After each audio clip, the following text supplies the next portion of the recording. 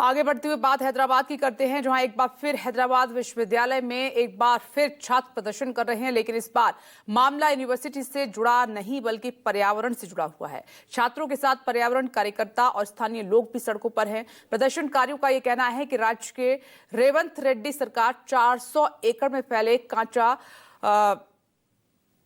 गच्चीबावली जंगल का नामो निशान मिटाने पर तुली है। इस मामले में तेलंगाना हाई कोर्ट और सुप्रीम कोर्ट तक ने दखल दी है, लेकिन कोर्ट के आदेश को दरकिनार कर रात के अंधेरे में दर्जनों जेसीबी जंगल की सफाई के काम में जुटे हैं। आखिर क्या है ये पूरा मामला, आइए एक रिपोर्ट के जरिए आपको समझाने की कोशिश करते हैं। देखिए।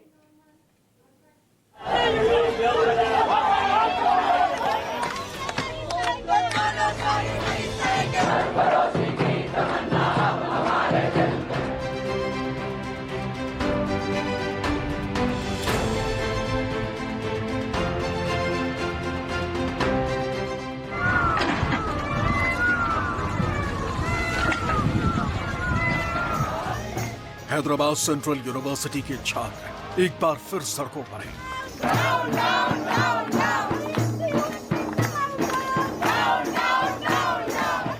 लेकिन इस बार मामला छात्र हित का नहीं बल्कि पर्यावरण संरक्षण का। रात के अंधेरे में जंगल की छाती पर जेसीबी मशीनें दौड़ रही।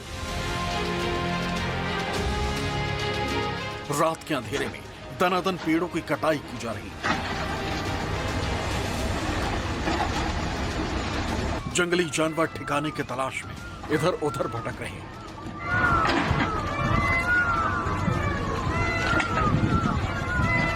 दरअसल यह मामला हैदराबाद सेंट्रल यूनिवर्सिटी के पास स्थित कांजा गच्चीबावली जंगल का है, जहां तेलंगाना सरकार 400 एकड़ क्षेत्र को विकास के नाम पर साफ करने की तैयारी में है।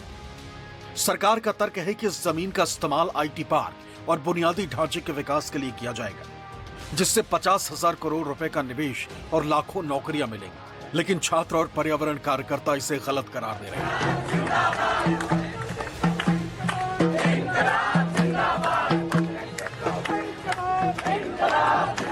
छात्रों और पर्यावरण कार्यकर्ताओं का कहना है कि यह जंगल का क्षेत्र है, जहां कई प्रकार के पेड़ और पौधे और पशु पक्षी रहते हैं।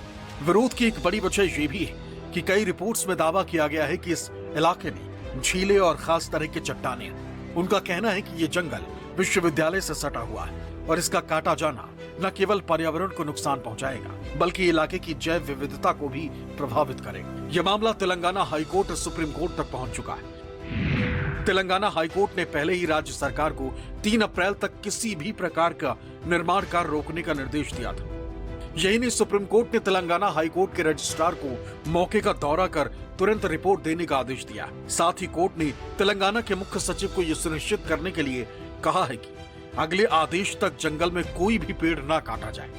सुप्रीम कोर्ट ने तेलंगाना हाईकोर्ट में चल रही सुनवाई पर रोक नहीं लगाई, लेकिन मामले की गंभीरता को देखते हुए इस पर तुरंत कार्रवाई की जरूरत बताई।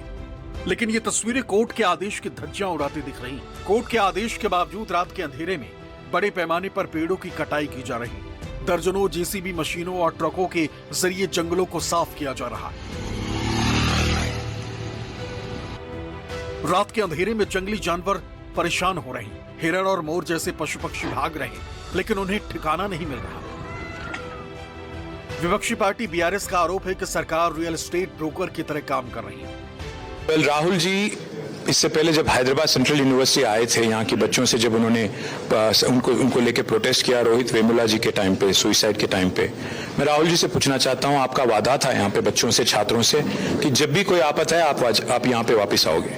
आज 20-25 दिन से बच्चे लड़ रहे हैं, उन पे लाठीचार्ज किया जाता है, आपकी पुलिस जुल्म करती है, आपकी गवर्नमेंट हरासमेंट करती है, आप लापता है।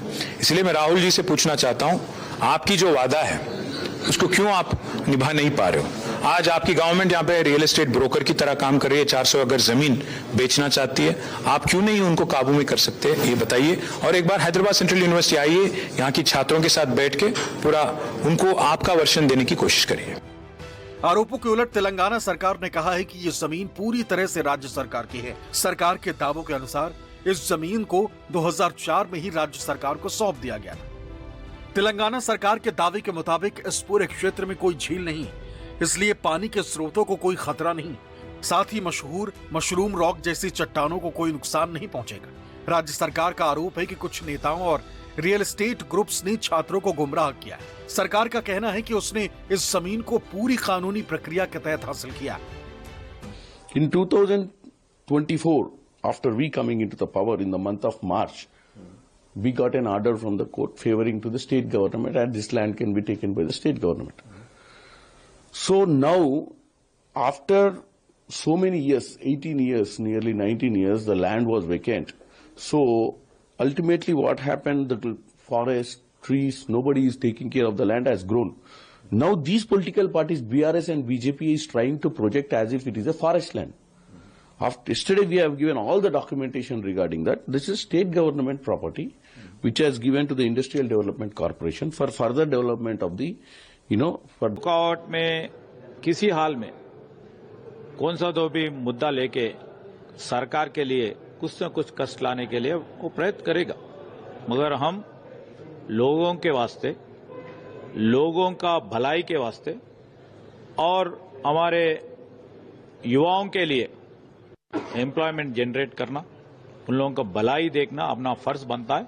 उसके लिए हर चीज हम ये जो लॉ और जो हमारे स्टैट्यूट्स है उसको रेस्पेक्ट देते हुए हम चलेंगे। सेंट्रल यूनिवर्सिटी में आंदोलन जो चल रहा है 400 एकड़ जमीन को लेके, हमारी पार्टी ने यह फैसला किया है कि जैसे हम सत्ता में वापस आते ही 2 साल में हम इसको हैदराबाद के सबसे बड़े इको पार्क में बदल देंगे और बायोडाइवर्सिटी जो हब आज वो रह चुका है पिछले कई सालों से, उसको बरकरार रखेंगे। उसको will ensure that every single inch of land is protected for the future generations of Hyderabad because it's a precious lung space.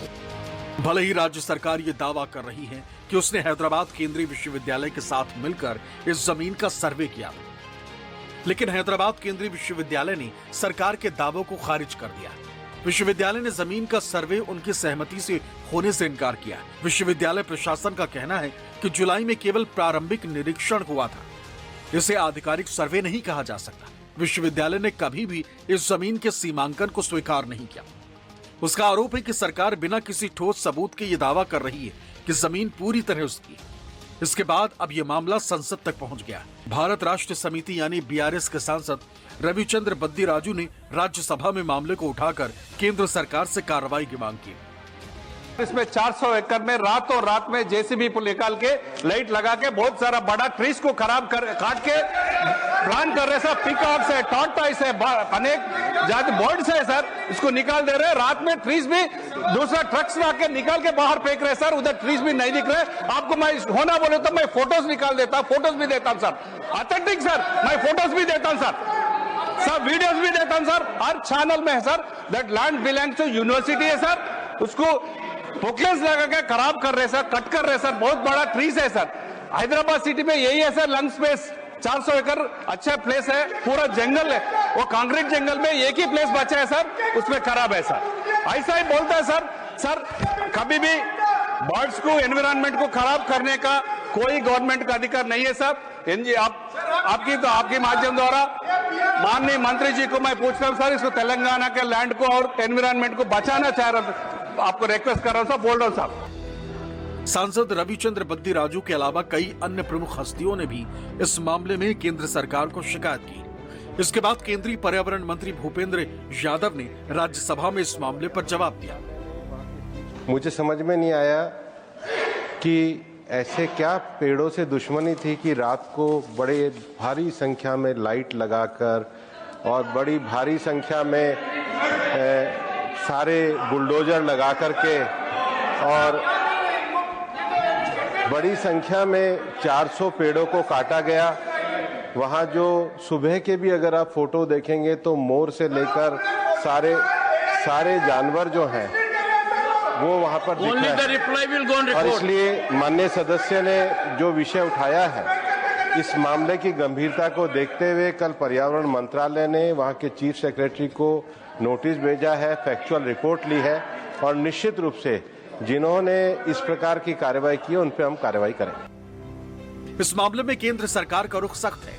पर्यावरण, वन और जलवायु परिवर्तन मंत्रालय ने तेलंगाना सरकार को निर्देश दिया है कि अवैध पेड़ कटाई पर कानूनी कार्रवाई की जाए। साथ ही ये भी कहा गया है कि पर्यावरण कानूनों और कोर्ट के आदेश का पूरी तरह पालन किया जाए। इसके अलावा केंद्र सरकार ने राज्य सरकार से तत्काल इस मामले पर रिपोर्ट मांगी, लेकिन यह विवाद थमता नहीं दिख रहा। Telangana high court, supreme court के बाद अब केंद्र सरकार की भी एंट्री हो चुकी है। ऐसे में बढ़ते दबाव के बाद राज्य सरकार ने मामले को सुलझाने के लिए एक समिति बनाने का फैसला किया। मुख्यमंत्री रेवंत रेड्डी ने सोशल मीडिया प्लेटफॉर्म एक्स पर पोस्ट किया। तेलंगाना सरकार ने कांचे गच्चीबावली भूमि विवाद को सुलझाने के लिए मंत्री समूहों की एक समिति गठित करने का फैसला किया। ये समिति हैदराबाद केंद्रीय विश्वविद्यालय, जीएसी और सिविल सोसाइटी ग्रुप्स, छात्र प्रतिनिधि मंडल और सभी हितधारकों के साथ बातचीत कर मामले को सुलझाएगी। तेलंगाना सरकार को कड़ी आलोचना का सामना करना पड़ रहा है। मामला सुप्रीम कोर्ट और हाई कोर्ट दोनों में है, लेकिन राज्य सरकार के रुख से लगता नहीं है कि वो इस मामले में पीछे हटने को तैयार है। ऐसे में सवाल यह है कि क्या सुप्रीम कोर्ट का आदेश सख्ती से लागू होगा या 400 एकड़ का जैव विविधता वाला वन क्षेत्र राजनीतिक और आर्थिक हित की भेंट चढ़ जाएगी। Bureau report, news 24।